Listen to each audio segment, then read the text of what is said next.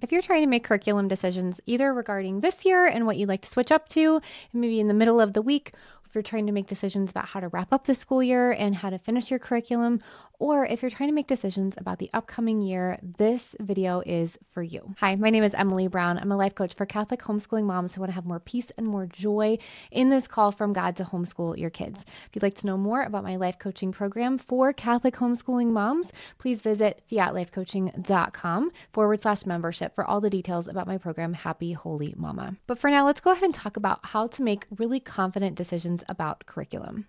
All right, the first thing that you need to do is get really, really clear about your decision-making protocol. So every single one of us has a process that we typically follow to help us make decisions. And sometimes this helps us make really good and confident decisions.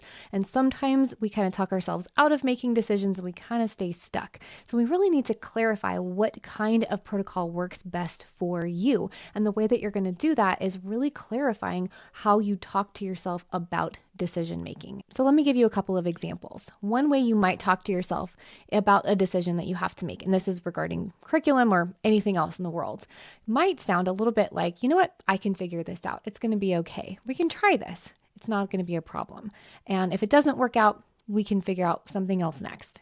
In which case, you're willing to be open and to try and to experiment. But if you struggle with decision making and the way that you talk to yourself sounds a little bit more like, I don't know how to make decisions. This is too hard. I'm really wishy-washy. I don't know if this is going to work out. If it doesn't work out, then we will have wasted so much time. And if it's going to feel awful and we're going to be behind. If your typical decision-making protocol sounds a little bit more like the second one, then I want to invite you to check in with how that makes you feel.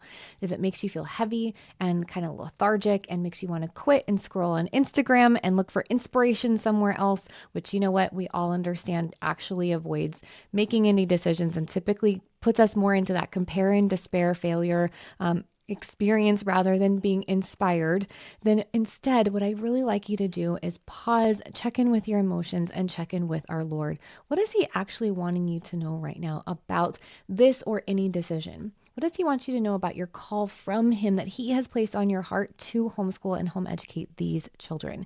And what is it that He wants you to know about the mission that He has for your unique family and your unique children in this world?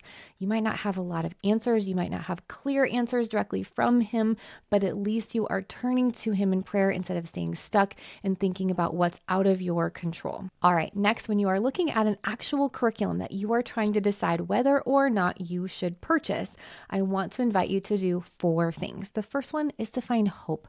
Instead of thinking about how it's not going to work for you and all the ways that, you might fail if you don't do X, Y, and Z or do it just right, or, all the concerns you have. Instead, I want you to pause all of that and I want you to find hope. What is it that you're going to love? What is it that your kids are going to love? How is this going to enhance your homeschooling experience? What excites you about this curriculum? And what is it that you really hope to achieve by using it? If we can find hope, then we have our foot in the door of beginning to move forward. Then we get a little bit closer to making a decision. Then, with hope, we can have a lot more clarity. That's the second piece. We want to clarify what the actual concerns are. Are you concerned about the actual curriculum itself? Are you concerned about the time it's going to take? Are you concerned about yourself and you being the one who has the ability to use the curriculum as necessary?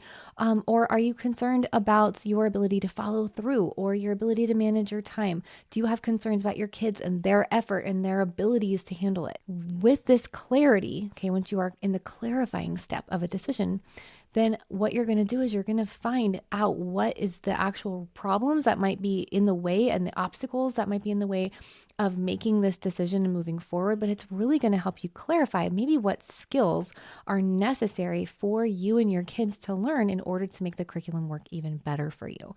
And so that's the third step, is to specify what are the skills that might be necessary for you and or your kids to learn in order to make this curriculum work for you, to allow it to be one tool in your toolbox, not the master of your homeschooling experience. And then finally, you need support. You need support for yourself, for your mindset, for the strategies that you want to try. You need somewhere to turn to support yourself in all the decisions that you want to make from here on out. And when you start second guessing yourself, if you are likely to do that, then it's really helpful to have somewhere to turn to help unwind and unpack all of those concerns and really get to work and stay unstuck longer. And one of the ways that you can do that, of course, is to turn to God in prayer and really come back to that why that He has placed on your heart to homeschool your children. But also, I want to invite you to come work with me in Happy Holy Mama. It is my privilege to help you get unstuck and stay unstuck so that you can homeschool your children with more peace, more clarity, and more deep joy and connection, so that you can have the experiences that you and your children deeply long to have in your experiences together here at home and in the long run, so that when you look back over your homeschooling time together, you have so many beautiful memories, and that the hard things that happened during your homeschooling time were not the end of the story, but were just one small piece of the story that helped you grow, helped you flourish, and help you thrive, and really prepared your children for the life that God has planned for them someday. If you'd like more information about how to come work with me in Happy Holy Mama, please click the link below this video. In the month of May, we're going to be focusing on calming the chaos. So everything that is happening this month with all of the extra sacraments and the finishing up the school year, and maybe you're graduating a child, maybe you're hosting family, you have end of year plays and recitals and everything else that you are doing, especially like preparing for vacation and summer and all the beautiful things that the world has in store for us here in May. We are going to be focusing in Happy Holy Mama on how to do that calmly, with peace, with intentionality, and with rest, and doing that really, really well. So we're going to be setting up chores and systems and handling interruptions to the schedules that we have and all the things that we want to accomplish. And I'm going to help you do that with support. So please come and join me in Happy Holy Mama. You can get all the details with the link below this video. And while you're down there, please like and subscribe to this channel so that you can get notified every single month when I release new life coaching content geared to your Catholic homeschooling lifestyle.